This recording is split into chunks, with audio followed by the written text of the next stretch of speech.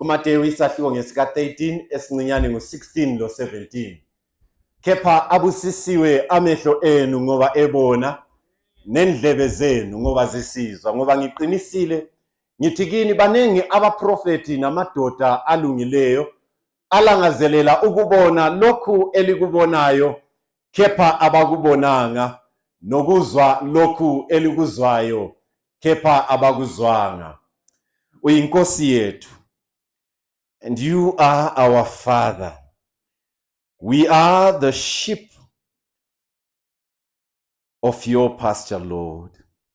We come before your awesome throne, knowing that of ourselves and by ourselves and even through ourselves, nothing can be accomplished to regain the lost ground.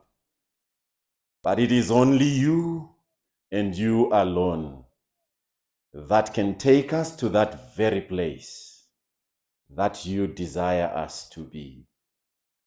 Now, Lord, as we turn your holy word, that same spirit of old which inspired the prophets of God, may he speak to our hearts. May he touch us, Lord, one more time, so that that poor soul that is wallowing in the mire of despair may be lifted to that zenith of happiness and joy, so that that soul that no longer knows the way may discover him who was and is to come as the way, the truth, and the life, so that those who have lost everything may at the end of this message declare, I have been reclaimed, and I have reclaimed that which I have lost.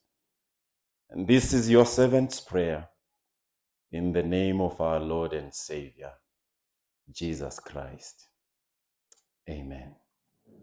I don't know whether it was a cold morning or a hot afternoon, but the scripture tells me that on one end there was an army, and on the other end there was another army.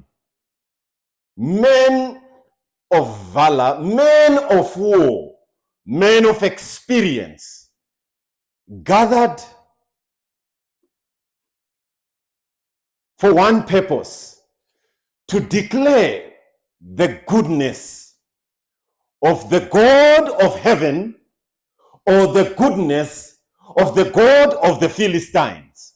So this was not a battle against the Philistines and the Israelites, but it was a battle between good and evil. And so my Bible tells me in 1 Samuel, and we turn our attention to 1 Samuel chapter 17.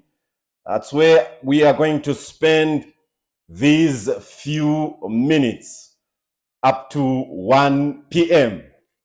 Verse number 17, the Bible says, and he stood and cried unto the armies of Israel, who were set up in battle array, and he said, why are you come out and you set in battle array? Am I not a Philistine, and you servants to Saul? Choose you one man, hello, if he will be able to kill me, then we will be your servants. But if I prevail against him and kill him, then ye shall be our servants and serve us. And the Philistines said, I defy the armies of Israel this day. Give me a man that we may fight together. May the Lord add a blessing to the reading of his holy word. I have 4 points, then I sit down. The first point is that God The existence of Goliath. Hello? Hello? The existence of a Goliath calls for one young person to get involved. I hope you got that. I will not overemphasize that it didn't take many Davids to bring one Goliath down. It just took one David to bring the entire giant tumbling down. It didn't take Saul with his armor and regalia of war. It took just one David to be able to bring down Goliath. So my first point is that God is looking for one David and one Davidin for ladies. God is just looking for one person to get involved. And he is saying, speaking through the mouth of Goliath, why are you arrayed in youth regalia? Hello, somebody. When the issues of salvation are at stake, why are you arrayed in so much beautiful clothing when so these issues are at stake? Why are you carrying the Bible when things are not all right? Why are you not using it? I need one man who can come and fight me. And if he is able, Goliath made a mistake. It was proper for him to say, just bring one man, and then when he fights me, it will be okay. But then he made a mistake and said, I defy the armies of Israel. When he said that, God's ammunition was activated. And God said, what did he just say? Did he say, I defy the armies of Israel? Am I not the commander-in-chief of the armies of Israel? Am I not the one who stands before them and walks before them? Am I not dwelling in their midst? What did he just say? Did he say, I defy the armies of Israel? What did he just say? Then he said, oh boy, speak to your son so that he can take the victuals down to the army, because I see that all the army of Israel doesn't have the indomitable spirit that turns shepherds into princes. All the army of Israel doesn't have this Holy Spirit, but there is this small boy, and his name is David. So send your son, that son which you despised, and you said, this boy is out there. Send that son, that very son, send him to go. The Bible says something. The Bible says this boy had gone to check on the welfare of the brothers. If I had time, I was going to spend time on that. It was because the brothers needed a boy with the Spirit of God. God needs one person. If you didn't hear that, you will hear it next year. Then the Bible says in verse 16, then the Philistine drew near morning and evening and presented himself how many days? How many days? Oh yeah, this is a cold house. How many days? 40 days. Remember, the children of Israel wandered in the wilderness how many days? 40 years. Moses was in the mountain how many years? How many days? When he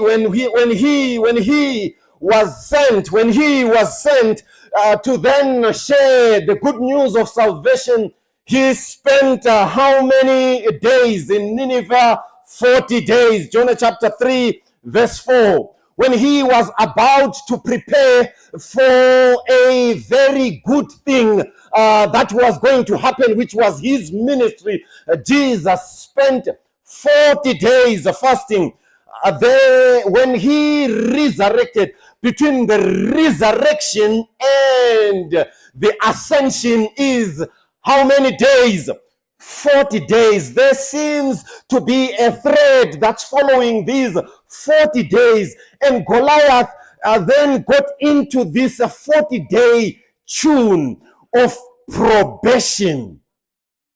It was a probationary period that he spent time hurling insults at the children of God. Friends, it has been 40 days. Number one, we said God is looking for how many?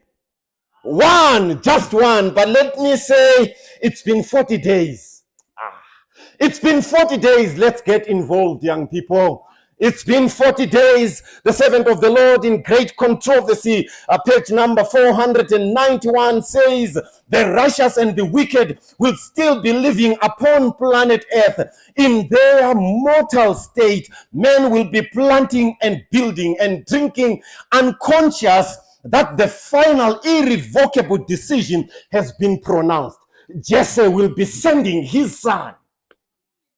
They will not be knowing that Jesse is sending his son David, and he is about to fail the Goliath down. 40 days. It's been 40 days, friends. And I want to say, friends, in the time of trouble, when it is coming, the servant of the Lord in Last Day Events, page 234 says, they will encircle about the people of God, trying to destroy them. But then they do not know that he does not pardon them, and he is about to then save them. And he doesn't know that these have finished their 40 days. Goliath didn't know that day number 40 is coming. He didn't know. He didn't know that this is finally the day when he is going to be killed. On day number 39, I just imagine him standing by the plains.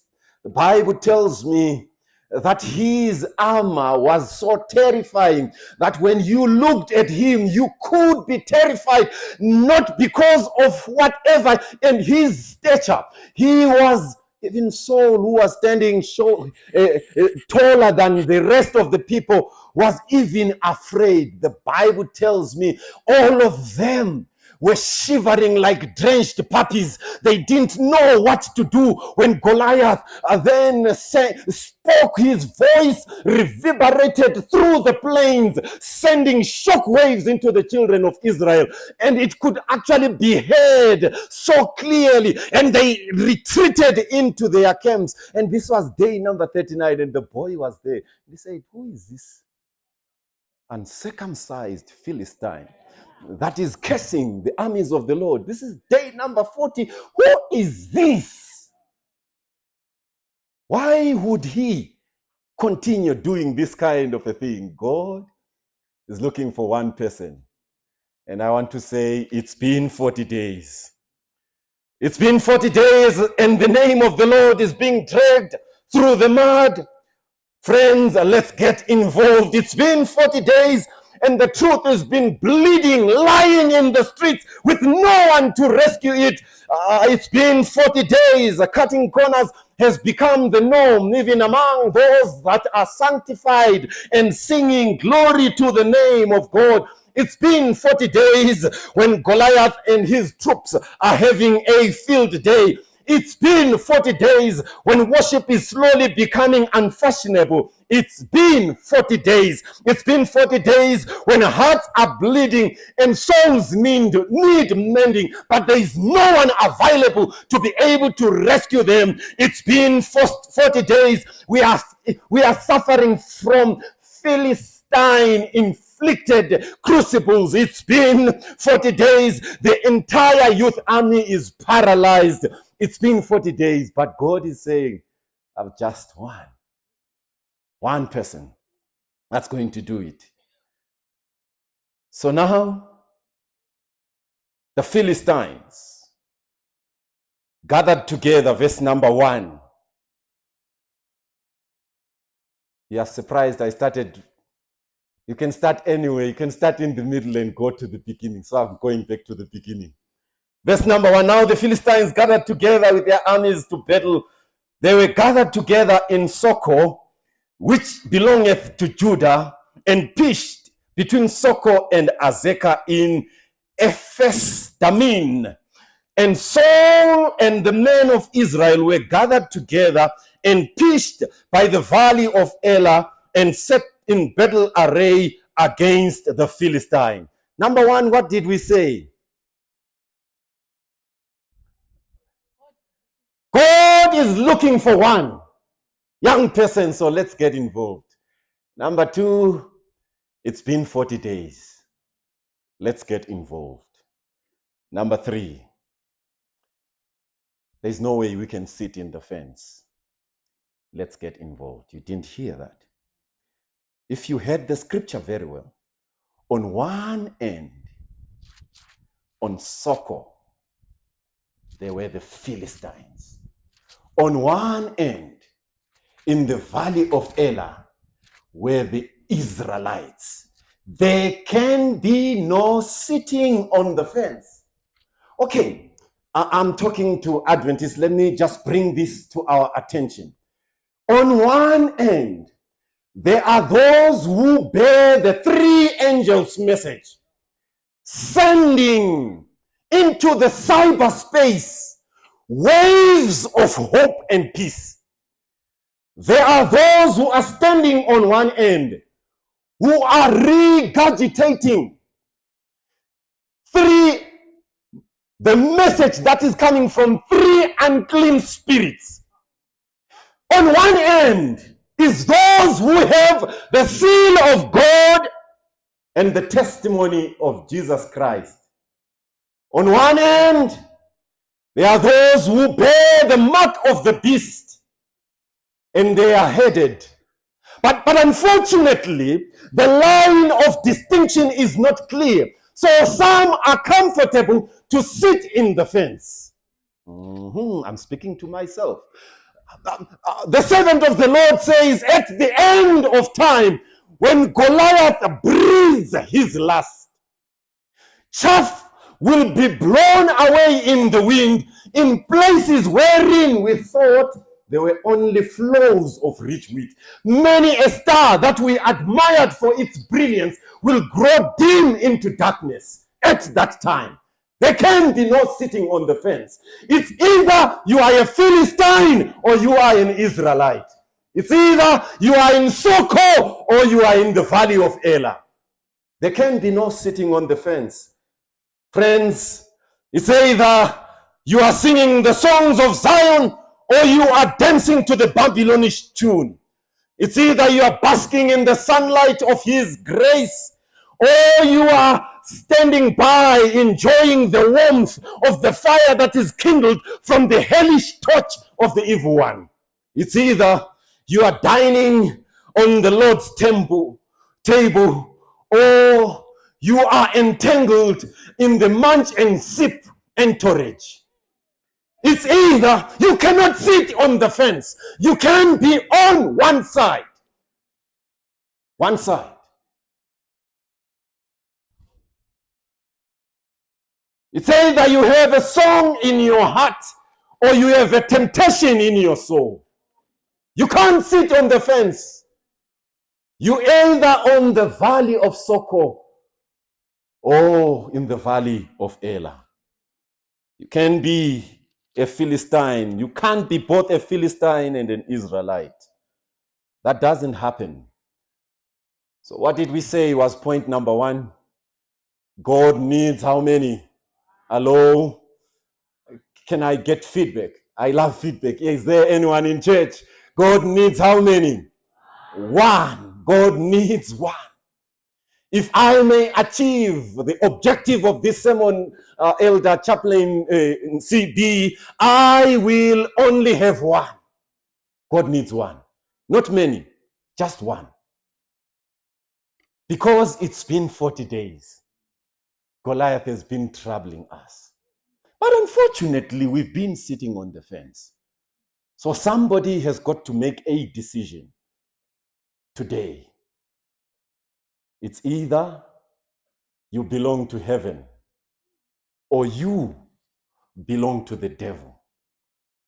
The devil will be surprised to see, actually, the devil's compatriots will be surprised to see you in hell when you've been singing, "We are marching to Zion." Because for long, we've been sitting on the fence.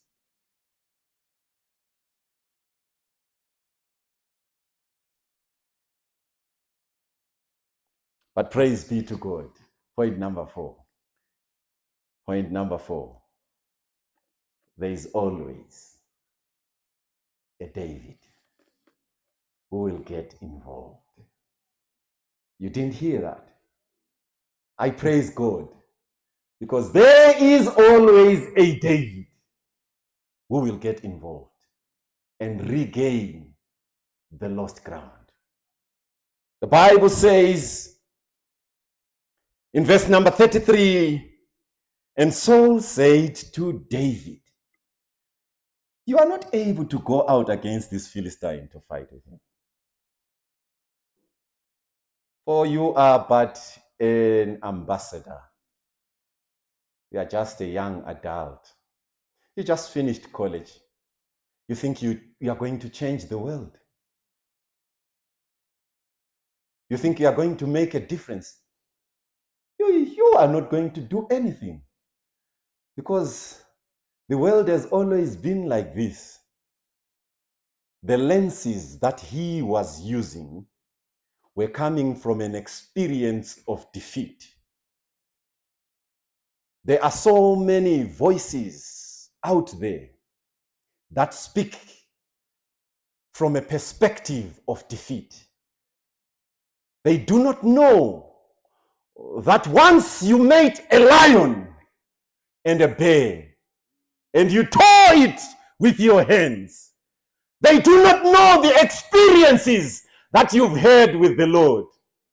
When you tell them that I'm going to walk down the aisle, never knowing amen, they tell you that's not going to happen. Goliath has been opening all the teens around in the University of Zimbabwe. There used to be a man who bragged and said, "I am a teen opener." So they will tell you, when they came, they were singing in this university, "Glory to his name." But when they left, they were singing, "John Vuligeti." They will tell you. But tell them, I've been in the audience chamber with God, and I've been wrestling with him, and he has given me power. I have seen the glory of the Lord, and I know that he is going to bring even this very Goliath down. They tell you that your ringing tone will change from Messiah to Mariah Carey. But tell them that I've got a song in my heart and I sing it everywhere I go. Redeemed, oh how I love to proclaim it. Redeemed through his infinite mercy. His child forever I am. There is always a David that will pop up and say, "Just give me a chance. If you think this thing is going to be a problem, just give me a chance." And then they will want you to overcome in their own terms, not in your own terms. So they will give you that armor that doesn't fit you so that you can get involved. They will prescribe ways in which you should do it.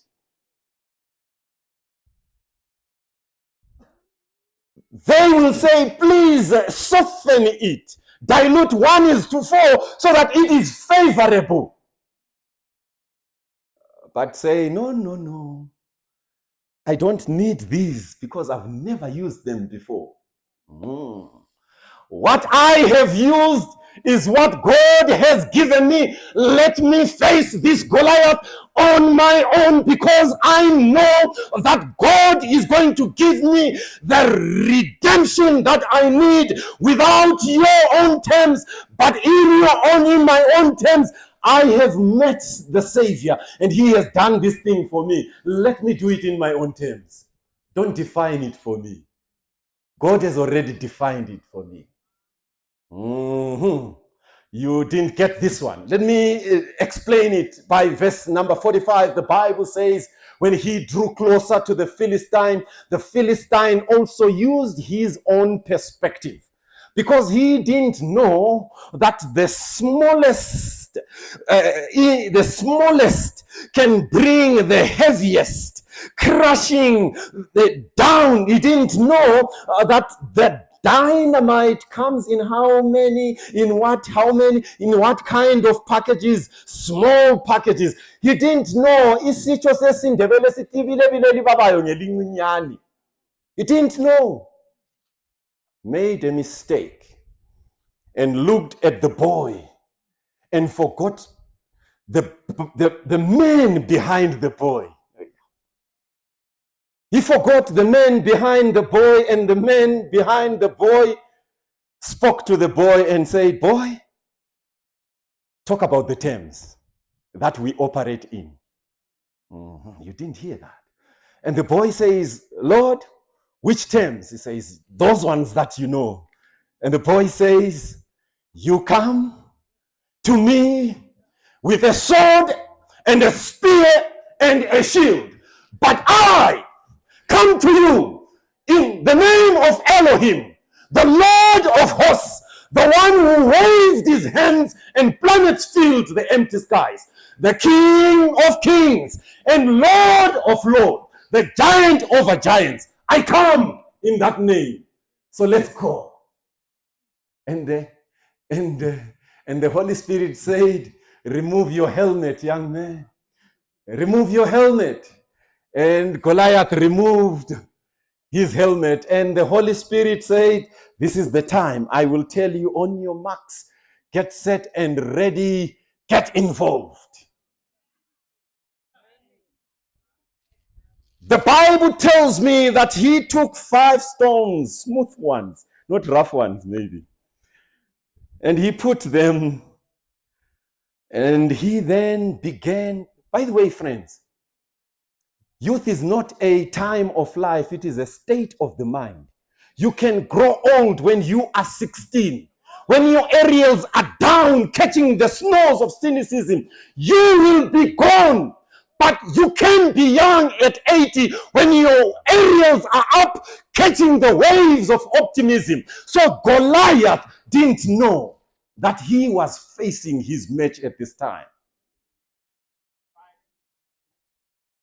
So the stone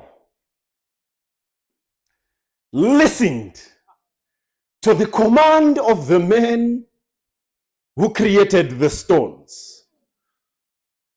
And the Holy Spirit paved the way where it was going to go.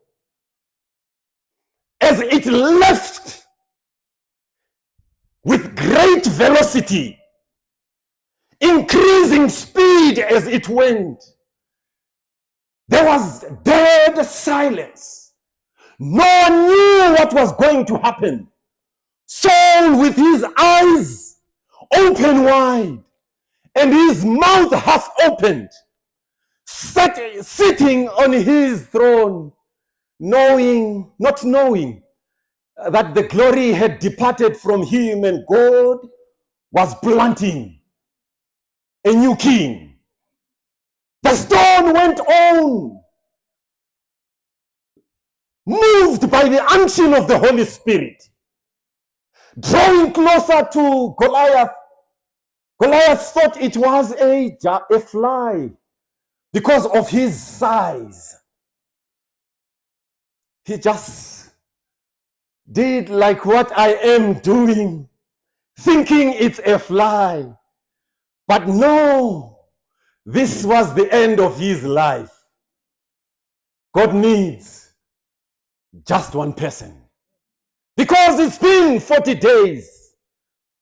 And friends, we cannot continue sitting on the fence because there is a David. And when the stone got onto the forehead, I don't know the mathematics of heaven. And I am not a scientist, but I think a stone that hits someone here must cause him to fall backwards. But he didn't fall backwards. He fell headlong. When a stone is in the hands of an Adventist youth that wants to get involved, that stone has the power to change the milieu in the society. If you think it can't be done, there's just one young man that's yet to be born who's going to do it. He thought he had thrown the best basketball when he was Michael Jordan, but he didn't know that somebody is going to throw it better than him. Don't say it can't be done. It can be done. It's just waiting for one David who is going to say, yes, I am going to do it, friends. When other youths are making and adding insults to their names, add letters behind your name. When others are adorning their necks with bracelets, adorn your necks with educational regalia. When others empty their purses into degrading issues, yes, choose to invest in the kingdom of God. When others are having their minds clogged with the intoxicating stuff, have your minds illumined in wisdom. When others are high on drugs, be high on grades. When you stand out